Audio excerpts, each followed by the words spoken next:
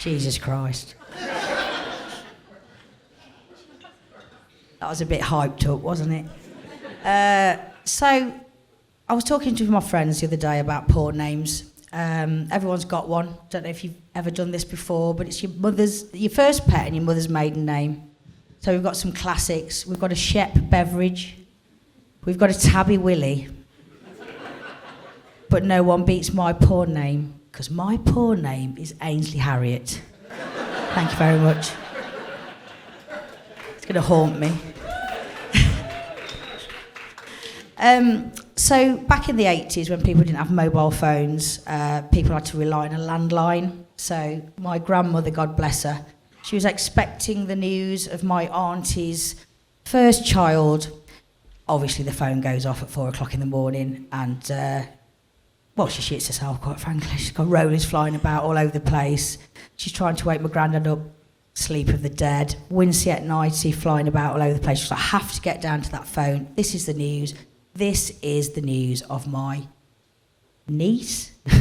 No, I fucked up there already. So thank you very much. You know what? It's a granddaughter, isn't it? You know what? It's actually a grandson. So I'm doing really well. Thank you very much. Thank you very much. I'm here all week.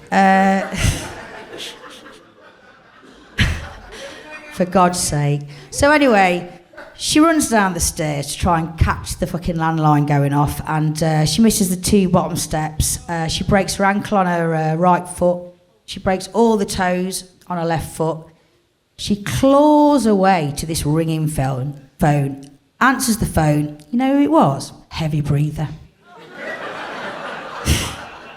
She was that out of breath that he went, you know what, that's fucking disgusting, and hung up.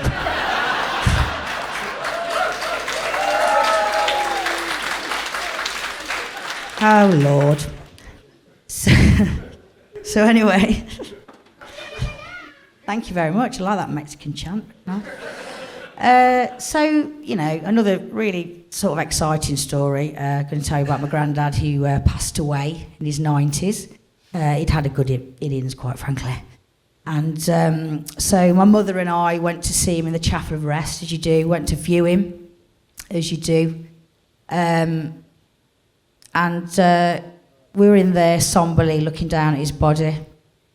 And I said to my mum, who the fuck is that? Because he didn't have a tash. This man was born with a tash, quite frankly.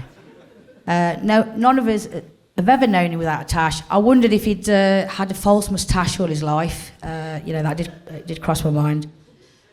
So anyway, I was like, what are we going to do, Mum? She was like, is this Grandad? Is this your dad? She was like, I'm not sure. So I said, is that Grandad? Is that Grandad? I've got a fucking pen. Have you got a pen? So she rifled around in her bag. She got like an Argos pen out. And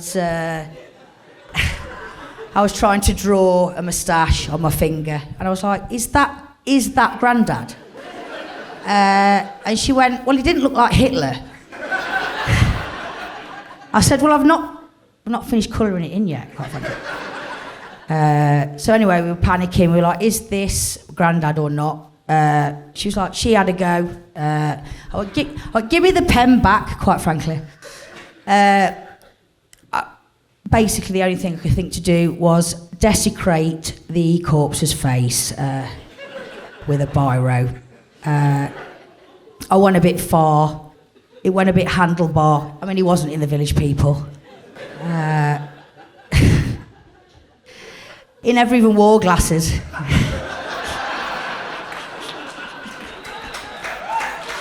For God's sake. So anyway, I was like shouting down the corridor. I was like, where's the undertaker, please? I think we need some help. We're in the wrong room, quite frankly. I do not believe this is my granddad, because quite frankly, well, he has, you know, he's not got a tax. I think we've established that. For God's sake. Thank you, friends. Thank you, friends in the front row. I've lost my mind. It's an absolute nightmare. So anyway, the undertaker, we could hear him coming down the corridor, me and my mum losing our shit, she's looking in drawers, pamphlets flying about all over the place. I'm like, you're not going to find his tash in there, quite frankly. We had a knock at the door. Is everything all right in there, ladies? We're like, yeah, I think it's okay at the moment. He went, do you need anything? I went, have you got any Tipp-Ex? Because that would be quite helpful. So he went on his way, and I said to my mum, I said, look, we need to get this shit off his face. Like, we're not even sure if it's Grandad. And so we did eventually do that. And I'm pretty sure it was my Grandad, because I've not seen him since. And I'm going to give you one word of advice. If you ever come around my house, never, ever eat a cucumber out of my fridge. Thank you very much.